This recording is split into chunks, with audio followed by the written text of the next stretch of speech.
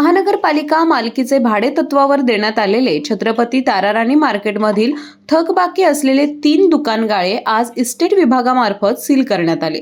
कोल्हापूर महानगरपालिकेच्या इस्टेट विभागामार्फत वसुली मोहीम राबवण्यात येत आहे। यामध्ये मागील थकबाकी आणि सन 2025-26 चे महापालिकेचे दुकान भाडे भरणे याबाबत वेळोवेळी इस्टेट विभागामार्फत भाडेकरूंना सूचना देण्यात आल्या होत्या।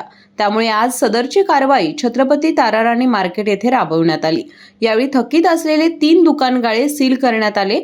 यापुढे ही थकबाकीदारांवर दुकानगाळे सील होण्याची तसेच मिळकतीवर बोजा नोंद करण्याची कार्यवाही करण्यात येणार असून महापालिका मालकीचे दुकानगाळ्यातील भाडेकरूंनी आपली थकबाकी मुदतीत भरण्यात यावी असे इस्टेट विभागाच्या वतीनं आवाहन करण्यात आलं आहे। आजची कारवाई अतिरिक्त आयुक्त शिल्पा दरेकर यांच्या मार्गदर्शनाखाली उपायुक्त किरण धनवाडे, सहाय्यक आयुक्त श्रीमती स्वाती दुधाणे, लिपिक अरुण भोसले, रवींद्र काळे, गिरीश नलवडे जामदार यांनी केली।